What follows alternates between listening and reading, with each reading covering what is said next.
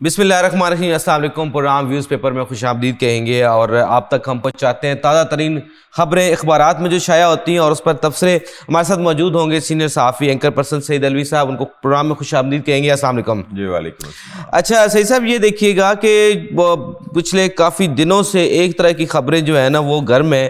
ایک تو ٹرمپ جو ہے وہ لازمی حصہ ہوتے ہیں خبروں کا, ایک تو یہ ہے اس پہ ڈسکس کریں گے, کچھ نہ کچھ خبریں سنا دیتے ہیں. دوسرا یہ ہے کہ لوکلی ہمارا جو 27ویں آئینی ترمیم متوقع ہے اس کے حوالے سے جو باتیں چل رہی ہیں, اس کی خبر ہے کہ 27ویں آئینی ترمیم حکومتی رابطے تیز, آرٹیکل 233 میں تبدیلی منظور, NFC ایوارڈ, صوبائی خود مختاری سے متعلق شکوے اور دیگر نکات مسترد. یہ بلاول بھٹو صاحب نے جو کل ECC جو کمیٹی تھی اس میں یہ چیزیں ڈسکس ہوئیں, لیکن آج دوبارہ اجلاس ہوگا اور حتمی فیصلہ جو NFC ایوارڈ کے حوالے سے وہ کریں گے. لیکن خوشائن بات یہ ہے کہ جو فورسز کے حوالے سے جو آئین میں تبدیلیاں متوقع ہیں اس کے بارے میں پیپلز پارٹی کے جو ہے وہ لچک دکھائی ہے.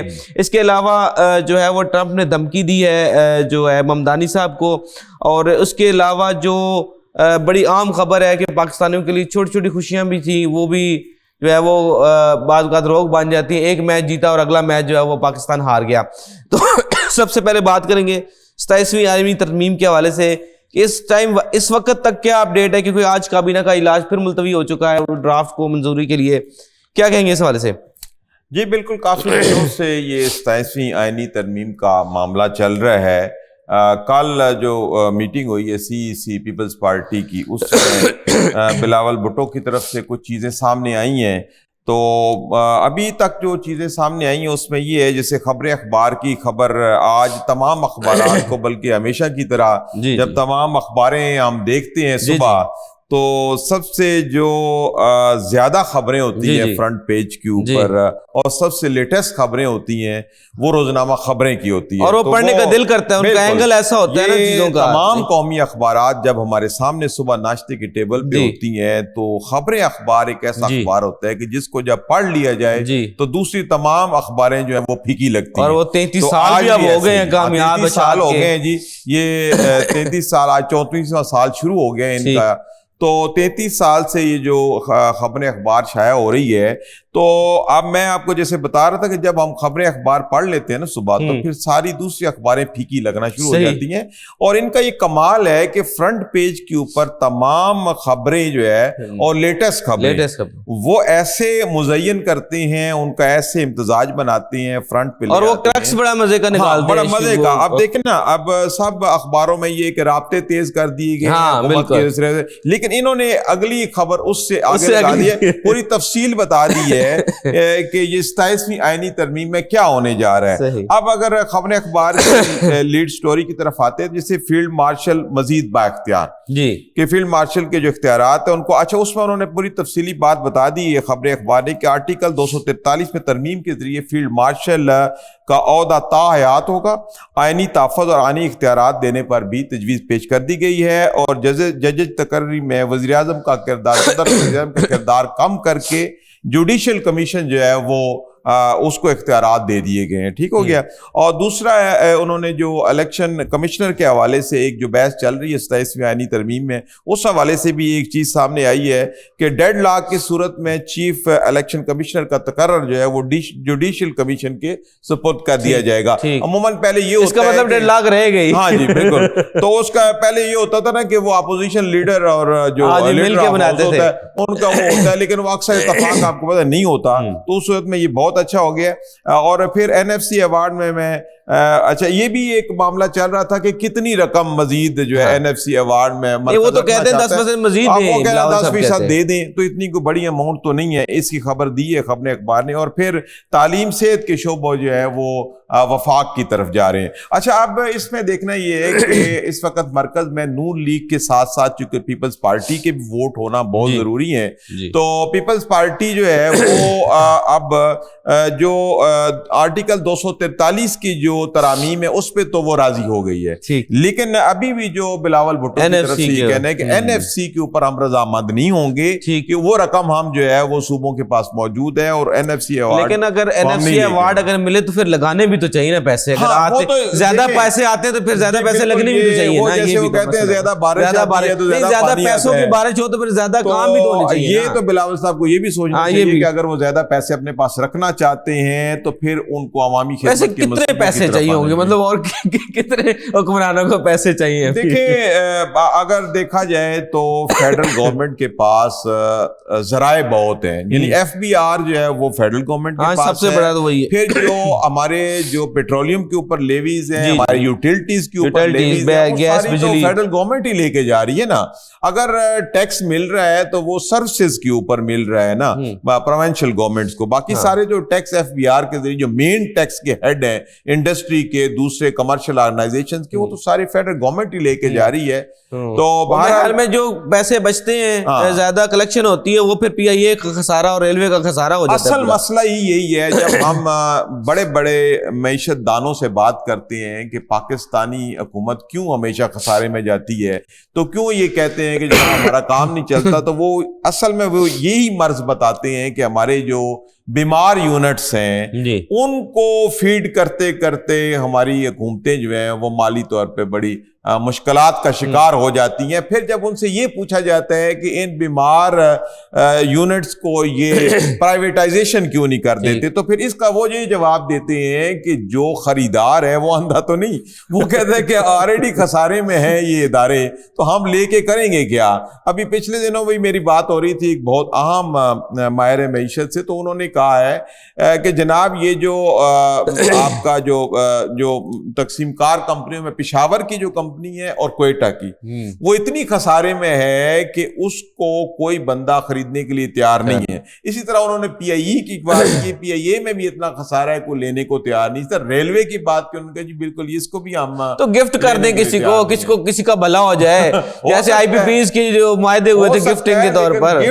گفٹ بھی اگر کوئی لے گا تو اتنا خسارہ کیسے برداشت کرے گا, ایسا گفٹ بھی کوئی لینے کو تیار نہیں ہوتا. اس کا مطلب ہے کہ جو پی آئی اے کو Guinness book of world record میں ایسا ہونا چاہیے اس کا کہ اتنا قرضہ ہے کہ اس کو بیچا بھی نہیں جا سکتا. بالکل نہیں, اور حقیقت بات ہے حکومت لاکھ کوششوں کے باوجود بھی پی آئی اے کو نہیں. اور ایک خبر آپ نے کچھ 2-2.5 مہینے پہلے کی خبر تھی کہ پی آئی اے کی مفت ٹکٹوں کی تعداد 32 ارب روپے سے تجاوز کر گئی. اصل مسئلہ یہی ہے نا کہ یہ اس کو مس یوز کیا جاتا ہے سرکاری اداروں کو, کرپشن کی جاتی ہے اس کے اندر, اور یہی وجہ پھر پرفارمنس بھی نہیں ہوتی. جب یہ دونوں تین ہی چیزیں اگر ایک پروجیکٹ کے اندر آ جائیں تو اس کی کامیابی کے چانسز تو بالکل ختم ہو جاتے ہیں. بہرحال اب یہ 27ویں آئینی ترمیم کا بنے گا کیا؟ ابھی تو یہ ڈرافٹ نہیں فائنل ہو رہا, ابھی تک آج کی جو صورتحال ہے وہ یہ ہے کہ پیپلز پارٹی نے چونکہ ووٹ دینا ہے تو یہ منظور ہونی ہے. ابھی تک پیپلز پارٹی آرٹیکل 243 تک تو پہنچ گئی ہے کہ ہم یہ جو اس کے اندر ترامیم کی اس کو منظور کرتے ہیں, اور جو این ایف سی ایوارڈ کی بات ہے اور محکموں کی واپس جیسے صحت, تعلیم اور پاپولیشن کی بات کی گئی ہے, اس پہ ابھی رضامندی ہونا باقی ہے. لیکن امید کی جا رہی ہے کہ آہستہ آہستہ اس میں ایک پہلو یہ بھی ہے نا کہ جو ڈرافٹ ابھی فائنل نہیں وہ واٹس ایپ آئے گا اینڈ پہ آ کے, یہ بھی تو ایک ڈسکشن ہے نا. یہ ابھی کل بھی میں ڈسکس کر رہا تھا اپنے پروگرام میں یہی چیزیں, تو شرکاء کا یہی کہنا تھا کہ ابھی اس کے اوپر حتمی بات ہم اس لیے بھی نہیں کر سکتے کہ اس کا ڈرافٹ جو ہے وہ واٹس ایپ آنا ہے, تبدیلی ہوتی رہے گی. اور انہوں نے پھر مثال بھی دی کہ 26ویں آئینی ترمیم میں بھی جو مولانا فضل الرحمان کو ڈرافٹ دیا گیا وہ اور تھا, جو پیپلز پارٹی کو ڈرافٹ دیا گیا اور تھا, جو پبلک دیا اور تھا. یہ اس کا مطلب ابھی پبلک کو آرے لگایا گیا ہے, اندر کھانے کی باتیں ہو رہی ہیں. ظاہری بات ہے جو بھی اندر چیزیں چل رہی ہیں یہ 11th آور پہ سامنے آنی ہے, اور میرے خیال میں جب وہ سامنے آئیں گی تب وہ پاس بھی ہو چکی ہوں گی. اور راتوں رات پھر جیسے 26ویں آئینی ترمیم کا معاملہ ہوا ہے کہ وہ شام کو پاس ہوا ہے سینٹ سے, رات کو پھر قومی اسمبلی سے, اور رات گئے پھر جناب صدر پاکستان نے اس کے اوپر دستخط کر دی ہے اور نافذ العمل ہو گیا ہے. تو یہاں جب بھی یہ ایسے کام ہونے ہوتے ہیں آنن فانن ہی ہوتے ہیں. تو حالانکہ حکومت کی طرف سے یہ دعویٰ کیا جا رہا ہے کہ ہم سب سٹیک ہولڈر کو ساتھ لے کے چلیں گے. صحیح. اچھا آپ نے دیکھا ہوگا سفارتی لحاظ سے بھی پاکستان کافی جو ہے وہ اب بڑی بہتر صورتحال میں ہے. ترقی کے وزیر داخلہ بھی آئے ہوئے ہیں, خارجہ بھی, اور اس کے علاوہ جو ایران کے بھی وزیر خارجہ آئے ہوئے ہیں. لیکن اب کامیابی ہمیں اس صورت میں ہوگی جب استنبول میں جو مذاکرات ہے طالبان کے ساتھ وہ کامیابی اس کی کس حد تک جو ہے واضح ہے. تعلق نہیں ہے جتنا کہ طالبان کی اپنی نیت کے ساتھ ہے. دیکھیں اینڈ بات تو یہ ہے کہ طالبان کی نیت ٹھیک ہو اور ان کی جو سرزمین پاکستان کے خلاف استعمال ہو رہی ہے جب تک وہ ہوتی رہے گی تب تک کوئی بھی معاہدہ کامیاب نہیں ہو سکتا. آپ نے دیکھا کہ مذاکرات جاری ہوتے ہیں اور ادھر سے پھر وہ دہشت گردی کے واقعات ہو جاتے ہیں. تو جب تک طالبان اپنی نیت ابھی دیکھیں طالبان کے ہردرمی کے باب دوستی کے اوپر جو حملہ کیا گیا اور الٹا وہ کہتے ہیں جی پاکستان نے کیا, تو کل وہ عطا صاحب نے بڑی ڈیٹیل سے اس کے بارے میں ڈسکس کی. اسی ان کے غلط رویے کی وجہ سے معاملہ مزید بگڑ رہا ہے اور ان کو یہ سمجھ لینا چاہیے کہ پاکستان اگر انڈیا کو اس طریقے سے 6-0 سے ہرا سکتا ہے تو ہم تو کچھ بھی نہیں ہے. لیکن افسوسناک بات یہ ہے کہ طالبان کے اوپر ہمارے اتنے احسانات بھی ہیں لیکن اس کے باوجود بھی وہ انڈیا کے ہاتھوں میں کھیل رہا ہے. لیکن اینڈ پہ یہ باتیں پاکستان کی ان کو ماننا پڑیں گی, ورنہ بزور بازو تو سب کچھ ہوگا. وہ پاکستان تو پھر اپنے آپ کو تو خالد صاحب نے دھمکی دی ہوئی ہے کہ بھائی مذاکرات کامیاب کرو نہیں تو پھر وہ آخری دہشت گرد تک پاکستان کو معاف نہیں کرے گا. اور یہ ان کو سمجھ لینا چاہیے, یہ نہ ہو کہ مار کھا کے سمجھیں تو اس سے بہتر ہے کہ 100 پیاز بھی کھا لیں 100 جوتے بھی کھا لیں, تو اس سے بہتر ہے کہ وقت سے سمجھیں. اچھا امریکہ میں جو کچھ ہوتا ہے اس کا اثر پاکستان پہ آتا ہے, یہ اب میں نے دیکھا ہے پچھلے 3-4 دنوں سے زوران ممدانی جو ہے وہ جیت گیا, بالکل ٹھیک ہے, اچھی بات ہے, جیت گیا, ایک مسلم ہے, ینگ ہے, 34 ایئرز اولڈ ہے, مڈل کلاس سے بھی لو طبقے کا بندہ ہے جی, لوور مڈل کلاس کہہ سکتے ہیں آپ. اچھا عوامی آدمی ہے, لیکن اس سے اس تحریک کے ساتھ جوڑا جا رہا ہے جو کہ پرتشدد تحریک ہے. یہ اب اس کے اوپر بڑا جو ہے وہ واعلہ کیا جا رہا ہے کہ جی اسٹیبلشمنٹ سے ٹکر کر کے آ گیا جی ایک نہیں بندہ, وہاں پہ آ گیا یہاں پہ بھی آئے گا. پاکستان ہو یا جتنے بھی مسلم لوگ باہر رہتے ہیں مسلمان, ان کے خلاف اس طرح کی جو کمپین کی جاتی ہے اسی صورت میں کی جاتی ہے جب مسلمان اوپر آتے ہیں. تو اور تو دنیا کے پاس کوئی بات نہیں ہے, پھر وہ دہشت گردی کو سامنے لے آتے ہیں. حالانکہ یہ کوئی بات نہیں ہے, دنیا نے دیکھا کہ ممدانی جو ہے وہ باقاعدہ جیت کے آیا ہے, جمہوری طریقے سے جیت کے آیا ہے, اور اس پہ کوئی عزاداری نہیں آئی, آبجیکشن نہیں آئی کوئی. اس کا ماضی بے داغ ہے, عام آدمی ہے, عام آدمی کے مسائل کو سمجھتا ہے. دیکھیں میئر کا کیا کام ہے کہ شہری سہولیات کی فراہمی کے لیے کام کرے, تو اس سے بہتر آئیڈیل اور کیا بات ہوگی. ایک تو بالکل بے داغ آدمی ہے, دوسرا عام آدمی ہے, عام پبلک میں رہتا ہے, عام پبلک کے مسائل کو اچھی طرح سمجھتا ہے, پھر ایک پاپولیرٹی ہے. لیکن ہمارے یہاں اس کو کمپیئر اس سینس میں کیا جا رہا ہے کہ وہ ٹکر دے کے آیا ہے, ٹکر دے کے آیا ہے. آئیڈیلی وہ الیکٹ ہوا ہے, اس کی پرسنالٹی آئیڈیل ہے, اس کو باقاعدہ طور پہ الیکٹ کیا گیا ہے, کوئی کسی قسم کا اس کے اوپر کوئی الزام نہیں ہے. تو اس کے اوپر بلا وجہ جو ہے نا کردار کشی کرنا یا یہ کہنا کہ جناب مسلمان یہ کرتے ہیں, یہ غلط بات ہے. جب آپ کے پاس کوئی اور الفاظ ختم ہو جاتے ہیں, کوئی آپ کے پاس جینون ریزن نہیں ہوتی اختلاف کی, تو پھر آپ اس طرف آتے ہیں. اور یہ فلاح پروگرام ہے, یہ پہلے بھی مسلمانوں کے خلاف اس طرح کیا گیا لیکن حقائق سے بالکل دور ہے.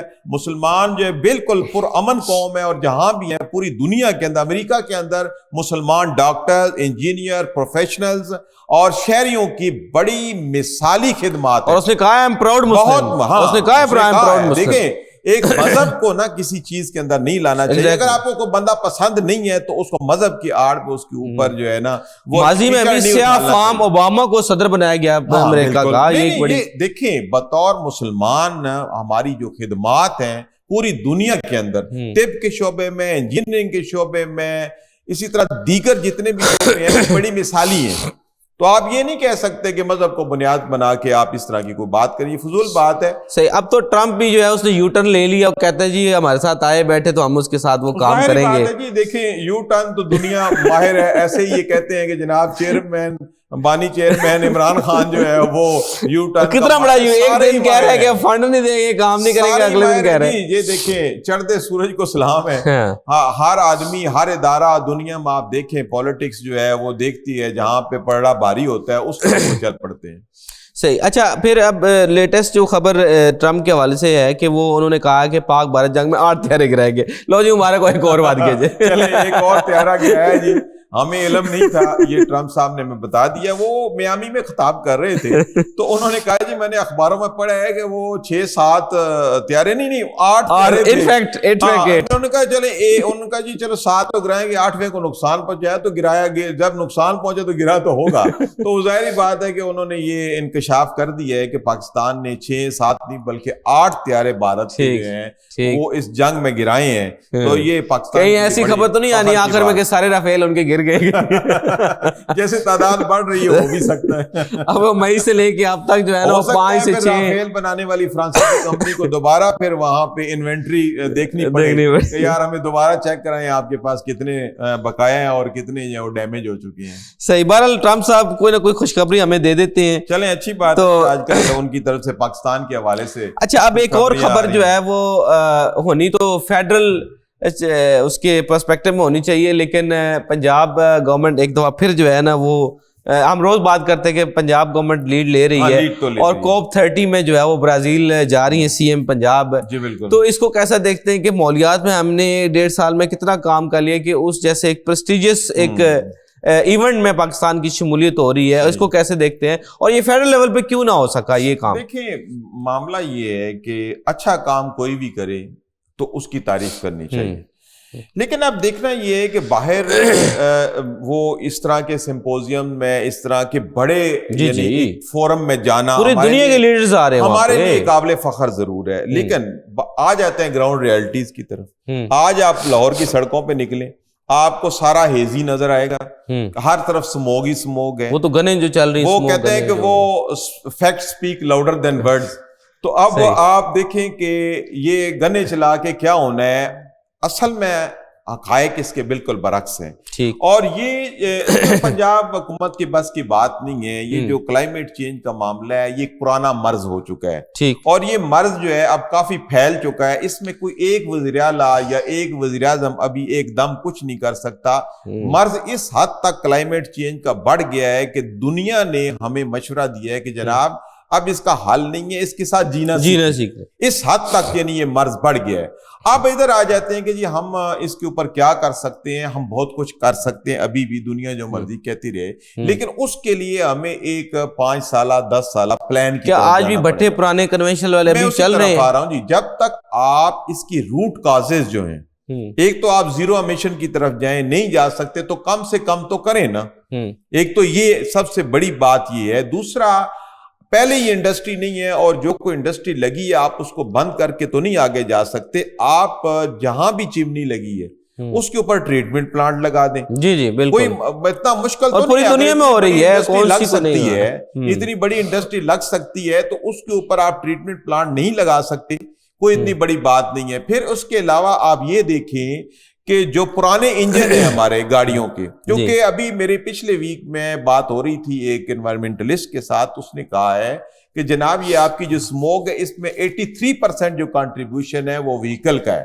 83%. اگر 83% جو سموگ میں کنٹریبیوشن ہمارے وہیکلز کا ہے تو پھر حکومت کو چاہیے کہ وہ انجن کے اوپر جو ٹیکسز ہیں اس کے 200% ڈیوٹی. سر 200%. وہی میں کہہ رہا ہوں کہ جو انجن کے اوپر نئے انجن کے اوپر امپورٹ ڈیوٹیز ہیں ان کو ختم کر دیں تاکہ عوام انجن بنوانے کی بجائے نیا انجن ڈالیں. اس کے 2 افیکٹ آئیں گے. آپ کا ایک امپورٹ بل جو ہے پیٹرولیم کا وہ کم ہوگا کیونکہ نیا جو انجن ہے وہ کم پیٹرول کھاتا ہے، کم وہ فیول ایفیشنٹ ہوتا ہے. اور دوسرا یہ جو آپ کی کاربن امیشن ہے اس میں ہوگا. دیکھیں جب تک آپ بنیادی کام نہیں کریں گے نا اس کو، اور پھر دوسری بات یہ کہ ہمارے سڑکوں کے اوپر جو ڈسٹ ہے وہ اتنی زیادہ ہے کہ وہ ڈسٹ ایک تو آپ کی کاربن امیشن اور دوسری جب گاڑیاں تو یہ ہارڈ شولڈر کیوں نہیں بنا دیے جاتے تاکہ یہ ختم ہو جائے؟ دیکھیں نا اس کا حل نکالیں نا، کوئی حل نکال لیں، اس کو دھو لیں، اس کو صاف رکھ لیں. 2 چیزوں کی میجر کنٹریبیوشن ہے. ایک آپ کا سموگ ہے جو اس سے آتا ہے، انڈسٹری سے آتا ہے، اور آپ کے ٹریفک، دوسرا جو ڈسٹ پیدا ہوتی ہے. تو یہ 2-3 چیزیں ہیں،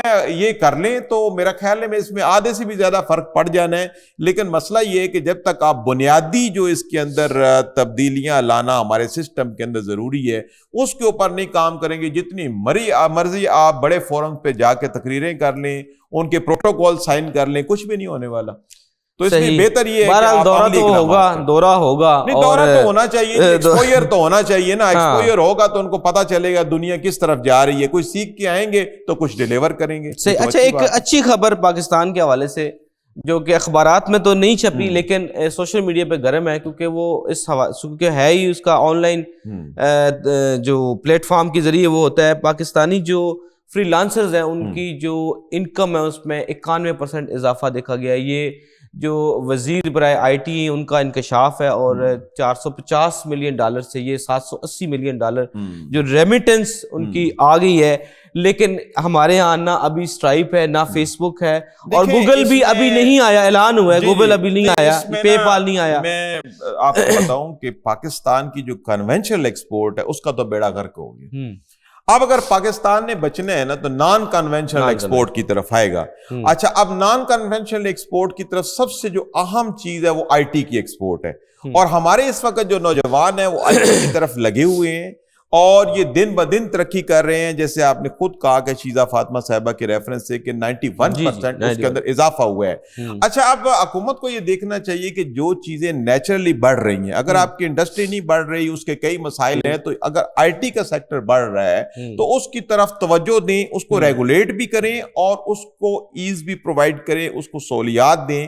یہاں الٹی گنگا بہتی ہے۔ اب یہ کیا ہوا کہ پچھلے سال سے آپ کا انٹرنیٹ کا مسئلہ اتنا بن گیا ہوا ہے کہ ہمارے جو لوگ ہیں، ہمارے جو لڑکے بیٹھے ہوئے ہیں فری لانسنگ سیٹ اپس کے اوپر، ہم وہاں پہ رجسٹرڈ ہے، وہاں پہ ان کی اپروچ ہی نہیں پا رہی نیٹ نہ ہونے کی وجہ سے۔ انٹرنیٹ کی سپیڈ اتنی سلو ہو گئی ہے۔ سب سے پہلے حکومت کو چاہیے کہ ان کے انٹرنیٹ کا جو مسئلہ ہے وہ اگر پبلک کو نہیں دینا چاہتے نہ دیں، تو ہارٹ سپاٹ ایسے دیں ان کو جو کام کرنے والے بچے ہیں ان کے لیے آپ سافٹ ویئر ہاؤسز بنائیں۔ اپنا واقعہ بتاتا ہوں کہ ایک اے آئی ایکسپرٹ کو بلایا، ادھر نیٹ نہیں چلا، وہ کہتا ہوں میں کی کرا، یہی مسئلہ ہے نا۔ اب اس کو ہم نے منڈے کو بلایا، وہ کہتا بھائی پہلے نیٹ دو مجھے، نیٹ دو گے تو میں کروں گا۔ اچھا، میں ایک اور اس طرف جو بڑی اہم چیز ہے وہ ایک تو یہ کہ ان کے جو پیمنٹ میتھڈز ہیں، پیمنٹ کے جو جن کے ذریعے یہ پیمنٹ پاکستان آتی ہے اس کو پاکستان کے اندر لانچ کرنا ضروری ہے۔ اس میں ای کامرس کا بھی مسئلہ ہے، کیونکہ امیزون نے کہہ دیا کہ آپ پاکستان ہمارے ساتھ کام کریں، لیکن اگین جب اگر پیمنٹ کے جو پروٹوکولز ہیں یہاں پہ نہیں ہیں تو پھر وہ بھی بیکار ہو گیا۔ اور دوسری بات ہے جو بڑی اہم بات ہے کہ ایف بی آر جو ہے وہ بڑے بڑے جو کارپوریشنز ہیں ان سے تو ٹیکس وصول نہیں کر سکتا، وہاں تو ڈیل کر لیتا ہے، لیکن یہ جو چھوٹے چھوٹے ہمارے ڈالر منگوانے والے بچے ہیں ان کے جب پیسے باہر سے آتے ہیں تو ان کے پیچھے پڑ جاتے ہیں۔ دیکھیں، آپ کو یہ سمجھنا چاہیے کہ آئی ایم ایف کے ڈالر لینے کے لیے تو آپ قانون تبدیل کر دیتے ہیں، اپنے ملک کی اساس کا بیڑا غرق کر دیتے ہیں، لیکن وہ بچے جو گھر بیٹھ کے ڈالر منگوا رہے ہیں آپ ان کو تنگ کرتے ہیں، ان کو سہولیات نہیں فراہم کرتے۔ یہ کمپیئر کیا جائے تو جو فارن ریمیٹنس ہماری جو محنت کش بھائی باہر سے بھیجتے ہیں یا فری لانسر جو بھیجتے ہیں اس کی اتنی ہی تعداد جتنی ہماری ایکسپورٹ ہے۔ میں یہی تو کہہ رہا ہوں کہ آپ اگر کنونشنل ایکسپورٹ آپ کا بیڑا غرق کر بیٹھے ہیں تو نان کنونشنل ایکسپورٹ جو آئی ٹی کی ہے اس کے اوپر فوری توجہ کی ضرورت ہے۔ صحیح۔ اچھا، اس کے علاوہ جو فیصل آباد میں جاری پاکستان اور ساؤتھ افریقہ کی سیریز ون ڈے ہے، ایک خوشی کے بعد پھر غم کا جھٹکا لگ گیا ہمیں اور پھر ہم میچ ہار گیا اور بری طرح ہارے۔ اچھا، اس بات تو اسپرٹ کی یہاں پہ دیکھنا چاہیے کہ اگر اسپرٹ نہیں ہوگی تو گیم کیسی جیتی جا سکتی ہے کہ جب آپ کا اچھا بابر اعظم کو آپ لے آئے واپس، اس کی فارم کو اسیس نہیں کیا گیا، ایک میچ میں اس نے ہاف سینچری بنائی، لیکن اب دوبارہ جو ہے وہ ڈاؤن فال جو ہے وہ بابر اعظم کا شروع ہو گیا ہے۔ تو سلیکشن کے اوپر پھر جو ہے وہ جو آپ نے اچھا آپ نے سب کی بات مان لی کہ جی فلاں کو بھی لے آئیں، رضوان کو بھی لے آئیں، جی وہ شاہین افریدی بھی آ گیا، بابر بھی آ گیا، لیکن اب مسئلہ یہ ہے کہ جو بی اور سی ٹیم ہے ساؤتھ افریقہ کی وہ آپ کو T20 میں بھی ہرا رہی ہے، ون ڈے کو بھی ہرا رہی ہے، تو ایک میچ کے بعد اگلا میچ جیتنے کے لیے ایک ہارنا ضروری ہے۔ یہ ٹرینڈ ہو گیا مجھے تو لگتا ہے۔ وہ دیکھیں نا، جواد احمد نے کہا ہے تم جیتو ہی ہارو، ہمیں تم سے پیار ہے، تو آپ سب پوری قوم کو اس کے اوپر ہی عمل کرنا چاہیے، چونکہ جیتنے کے موقع تو پاکستان کا کبھی کبھی ہوتا ہے، ہارنے کا اکثر اوقات ہو جاتا ہے، تو اس کی مہربانی اس نے ایک ایسا گانا گا دیا ہے کہ ان کو حوصلہ رہتا ہے، پوری قوم کو اس نے ہومیوپیتھک گانا گا دیا ہے، اچھا کیا اس نے، جو کہ اس نے ایک نبض دیکھی ہے نا پاکستانی قوم کی، کیونکہ ہر نہیں ہوتا ہے، تو اس کے لیے لیکن میرے خیال میں جو اتنے کوچز بھی بھرتی کی ہوئی، ایک کوچ جو ہے نا وہ سائیکولوجیکل ان کی ٹریننگ کے لیے بھی بھرتی کر رہے ہیں۔ اس کا کیا حال ہے کہ آپ نیچرل ٹیلنٹ کے اوپر آنے دیں، آپ district level, school level, colleges level پہ آپ ڈومیسٹک کرکٹ کو آپ پھولنے پھلنے دیں، جب نیچرل ٹیلنٹ اوپر آئے گا اس کو پولیٹکس نہ بنائیں، اس کو کارپوریٹ نہ بنائیں۔ ایک میری ذاتی تجویز ہو سکتا ہے غلط بھی ہوگی، جو پی ایس ایل کی جو ٹیمیں ہیں وہ اس کا کوئی کھلاڑی نیشنل ٹیم میں نہیں ہونا چاہیے۔ یہ ایک بڑی نا بحث ہے، یہ بہت بڑی بحث ہے۔ دو چیزیں بڑی اہم ہیں پاکستانی کرکٹ کے معاملے، ایک اس کو پولیٹکس کے پاس کریں، دوسرا اس کو کارپوریٹ کلچر سے نکالیں۔ بالکل ایگزیکٹلی، دو مین چیزیں ہیں، اگر دو کام کر لیے جائیں اس کی پولیٹکس۔ اور آج بھی لاہور قلندر کے چہیتے موجود ہیں، آج بھی میں یہی کہہ رہا ہوں کہ جب کھیل ہے نا اس کو کھیل رہنے دیں، اس کو پولیٹکس کی بھی پاک کریں اور اس کو کارپوریٹ کلچر سے بھی پاک کریں۔ اگر آپ کرکٹ کو کارپوریٹ کلچر اور پولیٹکس کے پاک کر دیں گے تو یہ 1-2 سال میں بڑی اچھی ٹیم ہماری اوپر آ سکتی ہے، کیونکہ ویسے بھی اگر ہماری ٹیم اچھا پرفارم نہیں کرے گی تو پی ایس ایل بھی کوئی نہیں دیکھے گا۔ ایسے ہی ہے نا، فارن کھلاڑی تو ویسے کم آتے ہیں اور ہمارے لوکل کوئی ہیروز ہے کوئی نہیں۔ بہرحال یہ دو اقدامات ہونے بہت ضروری ہیں تاکہ پاکستانی کرکٹ جو ہے وہ آگے آ سکے اور اس کی دلچسپی جو عوام میں قائم رہے۔ جی ناظرین، آج کے پروگرام کے لیے اتنا ہی۔ 27ویں ترمیم کے حوالے سے جو اپڈیٹس تھیں آپ کو فراہم کی، لیکن یہ ہے کہ 27ویں ترمیم کے اوپر بہت بحث چل رہی ہے، 1-2 دنوں میں مزید سچویشن واضح ہوگی، آپ کو باخبر رکھیں گے، آگاہ رکھیں گے۔ اگلے پروگرام کے لیے تک اللہ حافظ۔